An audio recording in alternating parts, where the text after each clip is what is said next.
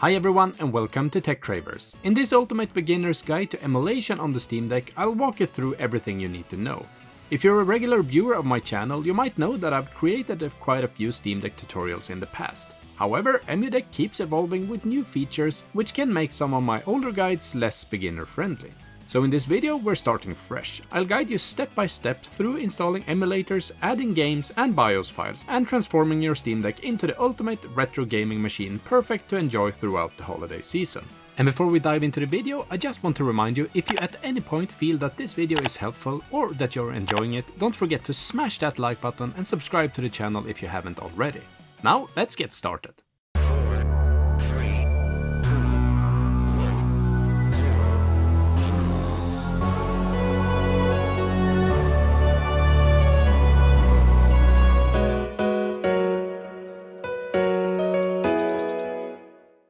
Now, as I mentioned in the intro, I'll be taking things slow and making everything as clear as possible in this video. However, I know from experience that questions can still come up, especially if you've never done anything like this before. That's why I want to emphasize right away that my comment section is open down below for any questions you might have. Either I or one of my amazing subscribers will be happy to help you out. The only thing I won't address and the only thing I don't allow is any discussion about where to download copyrighted material. If you're interested in learning how to create backups of your own purchased games, I've got guides for that in my other videos. Otherwise, you'll need to turn to Google to learn more. But now let's get started. It's not absolutely necessary, but I highly recommend using a wireless Bluetooth mouse and keyboard for this process. If you're comfortable navigating directly on your Steam Deck using its controls, that's totally doable as well, it's just a bit more fiddly. And once you've paired your favorite mouse and keyboard, press the Steam button on your Steam Deck, scroll down to Power, and then further down to Switch to Desktop, as that's where we will be installing the emulators. Once your Steam Deck has booted into desktop mode, open your internet browser of choice. I usually go with Firefox since it already has a shortcut icon on the bottom left of the screen. If this is the first time you're in desktop mode, clicking the Firefox shortcut will actually open Discover, which is essentially an app store for Linux. You'll be taken directly to the Firefox page, and in the top right corner you'll see the option to install it. It may take a few moments, but once it's done, you can click Launch from the same place to start Firefox. Keep in mind, this setup step is only needed the first time you use desktop mode. After that, Firefox will be ready to go. Now, in your browser, type emudeck.com and hit enter. This will take you to EmuDeck's website, and from here you can download EmuDeck, which is an all-in-one installer for emulators and tools that you will need to transform your Steam Deck into a retro gaming powerhouse. Scroll down a bit until you see the purple download button and click on it to get to the download section. Here you'll see a few options for other systems, even though there's a Linux option, that's not the one you want. Instead, click on the download button for Steam OS.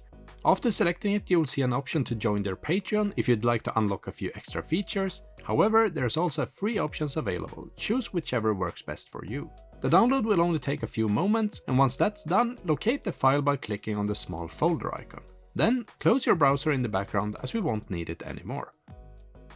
Now, drag and drop the file you just downloaded, likely located in your Downloads folder, onto your desktop for easy access. And once it's on your desktop, launch the file and click Continue when prompted. This will begin the EmuDeck installer setup on your Steam Deck.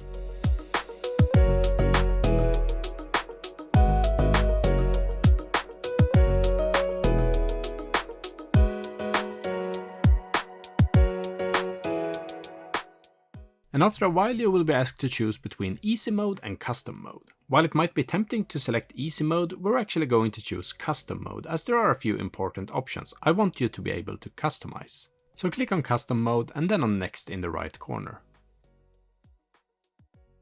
On the next page, you will need to choose where you want your emulators and ROM folder structure to be installed. And this is where our paths might differ slightly, depending on your preference, whether you want to install on a micro SD card or on your Steam Deck's internal storage. Since I don't have an SD card in my Steam Deck, I see an error detecting SD card message. That's because I'll be installing everything on the internal storage. However, regardless of which options you choose, the steps after this point are nearly identical, and I'll explain the differences as we go along. So start by selecting either SD card or internal storage, and there's also a third option if you want to manually specify the installation location, such as using a dock with built-in SSD or similar setup. Choose the option that works best for you. Then on the next page, choose Steam Deck and click on Next. And on this page you'll be able to choose which emulator you want to install by simply clicking on them. Below each emulator name you can see which system it supports. For example, Cemu is the Wii U emulator and Citra is the Nintendo 3DS emulator. If you're wondering why there aren't any specific emulators listed for older systems like Game Boy, Game Boy Color, NES or Sega Genesis, that's because RetroArch handles all those classic systems. If you're unsure which emulators you need, don't worry, you can always install all of them right now, or you can use EmuDeck Installer later to update or add more emulators if you change your mind. So once you're done selecting, just click on Next. The next page looks very similar, but this time EmuDeck is asking which emulators you want to customize and set up with its recommended settings. I almost always select all the emulators I'm installing here, as EmuDeck's settings are optimized for the Steam Deck. However, if you already have set up an emulator on your Steam Deck and don't want EmuDeck to overwrite the existing settings, you can deselect the specific emulator before moving on to the next screen. On the next page you'll be asked whether you want autosave to be enabled or disabled for the older systems listed in the EmuDeck installer. If you choose to enable it, your games will automatically save your progress and resume exactly where you left off the next time you play, instead of taking you back to the game's start menu. And on the next page you have the option to log in with your RetroAchievements account to enable this feature. RetroAchievements is a fantastic way to add replayability to your old retro games by introducing achievements similar to those we're used to see with modern games. If you don't already have an account, you can create one for free over at retroachievements.org. It's a great addition to enhance your retro gaming experience. And once you've logged in, click Next to continue, and the following pages allow you to customize some of the aesthetic aspects of your retro gaming experience. Everyone has their own preferences, some of us want one thing while others prefer something completely different. I'm talking about settings like aspect ratios and filters, which can make your gaming experience feel more or less authentic to how it was back in the day. Some people like to enhance their games with widescreen hacks and improved visuals, while others want the nostalgia of the classic CRT look from their old TVs from the 90s. This is actually one of the main reasons I typically choose custom mode. It gives you more control over these aesthetic options to match your personal preference. Click through the settings, customizing them to your liking until you reach the controller layout page. Here you need to decide whether you want to use the Nintendo controller layout or not. This choice is entirely up to you and your personal preference. On the next page, you'll choose how you want to launch your games, whether through Emulation Station, Pegasus, or directly from your Steam library. You can select all of these options if you'd like, but I personally prefer launching my games as standalone titles directly from my Steam library on my Steam Deck, rather than through a front-end like Emulation Station. However, if you have a large collection of games, a front-end might be a better way to keep everything organized. It's entirely up to you. On the following page, you can customize the appearance of the front-end if you selected one earlier. Once you've made your choice, click on Next to continue. And finally, you'll arrive at the summary page, which outlines what EmuDeck will do based on your selections. Once you're ready, click on Finish to start the installation process. And the installation will take a few minutes, and occasionally small pop-up windows may appear asking you to make a choice. If you don't respond, the installer will just sit there, making it look like it's stuck. If you notice the terminal icon on the taskbar blinking or glowing yellow, it's likely a pop-up window that has appeared in the background. Click on it to bring the pop-up forward and continue with the installation process.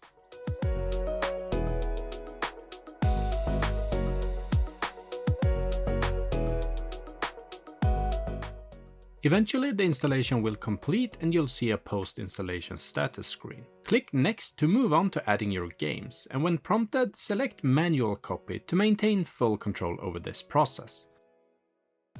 And now you'll need to have your ROMs or game files ready, either on a USB thumb drive or an external hard drive as I have here.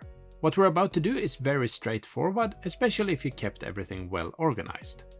So plug your USB drive of choice into your Steam Deck's USB-C port, and if you're not quick enough, the pop-up notification might disappear. But don't worry, just tap the small USB icon in the bottom right corner of the screen and you'll see your external drive listed there. Click on Mount and Open to access and view its contents.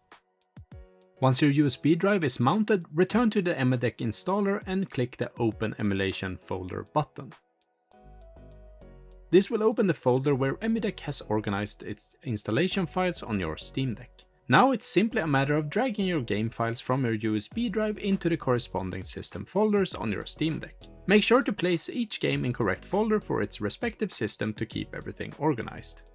Now, if you're feeling a bit lost navigating between folders, let me quickly guide you. First, open your external USB drive containing your games by clicking on the USB icon in the bottom right corner. If you installed EmuDeck on a micro SD card, you'll also find the card listed there when you click the USB icon. Just be careful not to confuse these two.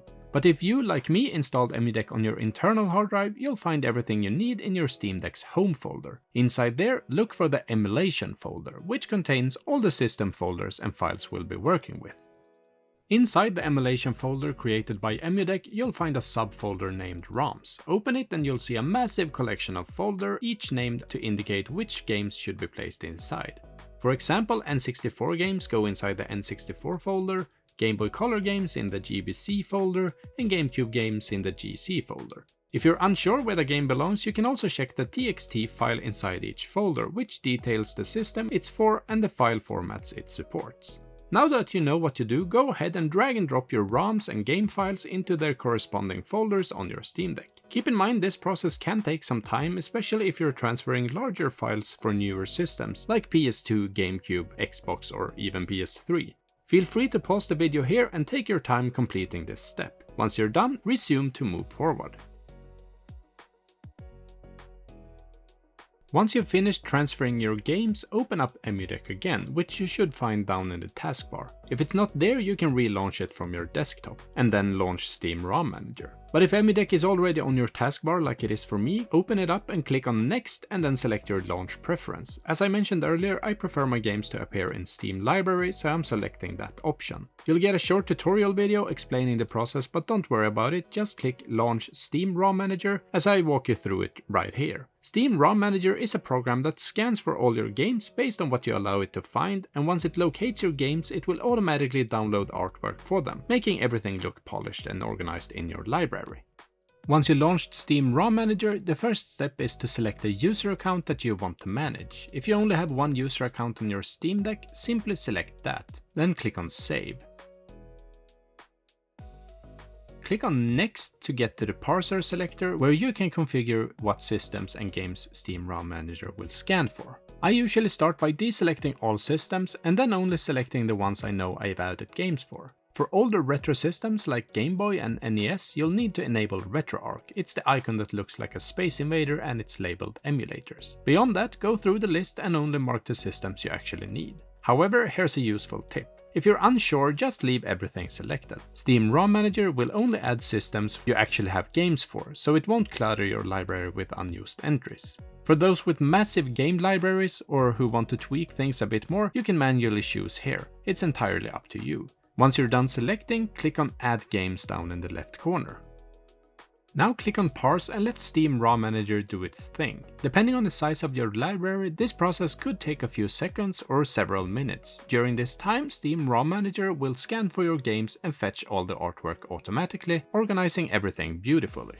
Every game or emulator that appears in this list represents what will be added to your Steam library. If, like me, you'd prefer to exclude some of them from appearing in your library, simply click on Exclude Games and select the games or emulators you don't want to include. Once you're satisfied with your selections and feel good about your choices, click Save to Steam and wait for the process to complete. If you don't see a message saying Done adding removing entries after clicking Save to Steam and waited for a minute or so, click the button again just to be sure. Occasionally the process can get stuck, and this ensures everything gets saved properly. We're done with Steam ROM Manager for now, so go ahead and click the X to close it. Next, open the BIOS checker tool in the EmuDeck installer. This tool will show you which emulators require a BIOS file to function and where each file needs to be placed. Not every emulator needs a BIOS file, but a few, like the PS2 emulator, do. I can't tell you where to obtain these files, but a simple Google search should point you in the right direction. Once you've reviewed the requirements, back out and open the emulation folder that EmuDeck installed on your Steam Deck. This time, instead of the ROMs folder, navigate into the BIOS folder. This is where you will place any necessary BIOS files. So drag and drop your BIOS files directly into the root of the BIOS folder. Some emulators require BIOS files to be placed in specific subfolders. so make sure to read the txt file inside the BIOS folder for instructions on where to place them. For Nintendo Switch emulation, you need game key files, and the process is a bit different. I won't be covering Switch emulation in this video, but I've got other videos on the topic, or you can check out Retro Game Core's written guide for detailed instructions. Anyway, as you can see, I'm dropping my PS2 BIOS file straight into the root of the BIOS folder. And once that is done, I head back into the EmuDeck installer and open the BIOS checker tool again. Now you can see that the PS2 bar is green, indicating that everything is working as intended. The other red bars in the BIOS checker tool will show you which systems still require a BIOS file to function properly. This tool is a great way to double check that everything is set up correctly. And now that everything is set up, it's finally time to check if our games have been added correctly to the Steam library and if they're working. Double click on Return to Gaming Mode on your desktop to switch back to your Steam Deck's gaming mode. At first it might seem like nothing has changed, but press the Steam button, then click on Library and click on the Collections tab. Depending on the games you transferred, you now see a variety of collections, essentially folders for the different platforms you added to your Steam Deck through Steam ROM Manager. Each collection corresponds to the platforms or systems you selected during the setup process. Before we launch a game, I'm going to start Emulation Station to show you what a front-end can do. Emulation Station organizes all your games under a single app, acting as a central hub. From here you can browse and select your games from categorized list instead of having them appear as standalone titles directly in Steam. This setup can make it much easier to navigate if you have a large library of games, as everything is neatly grouped and accessible in one place. I haven't downloaded artwork or set up the game lists in Emulation Station here, but of course you can make it look much cleaner and more console-like than what you're seeing now. Since I'm not planning to use Emulation Station this time around, that will have to wait for a future video. Make sure you subscribe to the channel so you don't miss it when it drops. Instead, let's head back to our Steam library. If we go into one of the collections, we can see that all the games are neatly listed here, just as if they were downloaded directly from Steam. I absolutely love how clean and organized this looks. Let's launch Harry Potter and the Sorcerer's Stone here just to check if everything works as expected. And even though you can't hear the audio here, I can confirm that everything is working perfectly. The game launches without any issues and all the controls are already mapped for us, thanks to EmuDeck handling all the setup work. The same goes for PS2, games start without any issues. This is the system we had to add BIOS files for, but as you can see, everything works perfectly. But what if you realize you have more games you want to add from your hard drive, maybe even for a completely new system? Don't worry, it's as simple as repeating the final steps of this guide. Before we wrap it up, let me quickly show you how to do it so you're fully prepared. Click on your Steam button, go down to Power and then hit Switch to Desktop mode. Just like before, start by opening your external drive where your games are stored. Then navigate to your EmuDeck's emulation folder on your Steam Deck.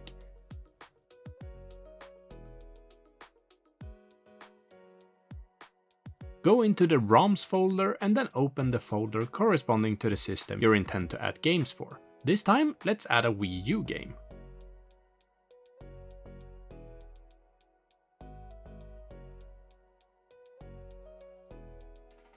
I'm adding my copy of DuckTales Remastered, a game that's no longer available for purchase. Thanks to emulation, gems like this can be preserved for future generations to enjoy.